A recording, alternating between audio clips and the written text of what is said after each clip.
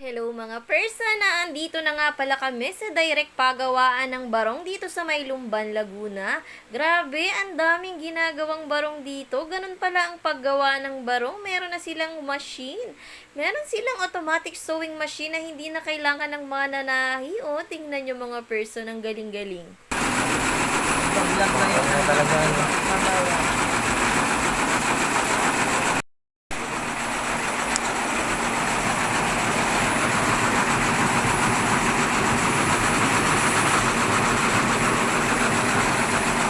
Siguro nga ay napakarami ng na-order sa kanila dahil napakalalaki nga ng sewing machine nila panggawa nitong mga barong. Meron na nga silang mga gawa na barong, tinan nyo, iba-ibang klase at ang gaganda ng pagkakayari. Mukhang matitibay talaga at magaganda ang quality. Ang dami nga nilang iba't ibang tela dito, oh. Hindi nga ako magkanda mayaw, grabe.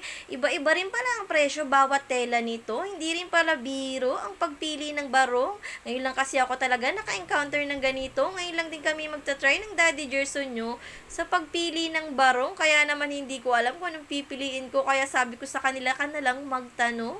At ayan na nga, may napili na nga ang tita ng Daddy Gerson nyo. At sinukat niya, medyo malaki nga sa kanya ang medium size. Kaya naman sinubukan pa rin niya ang small size, ngunit sa ibang design naman.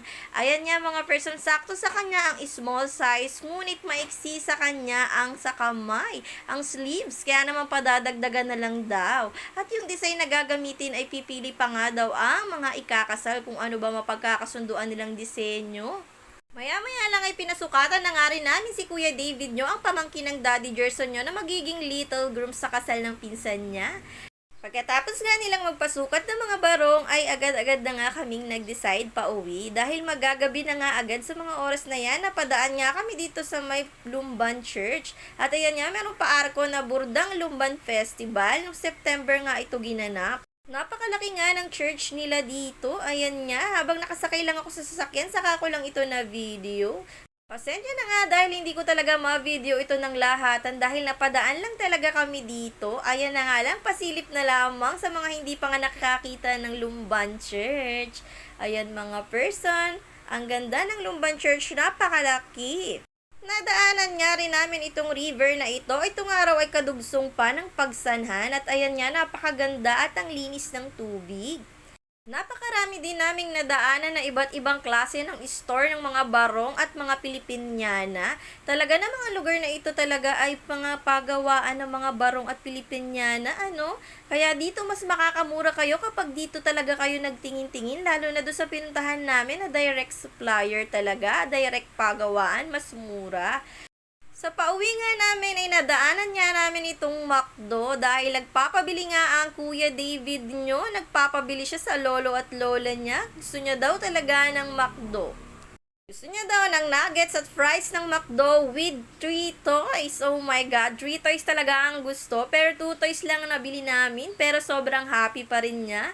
Iba talaga pag nabibigay mo rin ang gusto ng bata, sobrang saya. Kaya naman worth to buy talaga pag nakikita mo ang batang masaya. Dahil hindi naman siya matiis ng lolo at lola niya at ayan, nabilhan nga siya. McDo nuggets, fries with 2 toys. Happy-happy ang Kuya David nyo. Sa pagpapabili nga ng Kuya David nyo ay nabilihan din kami ng tagi-isang McDo fries. Salamat po, pati kami ay meron pa. Sobra-sobra naman ito. Makakain din na inaw. Ang over. McDo to! Lawak ng isa mo. Ang galing.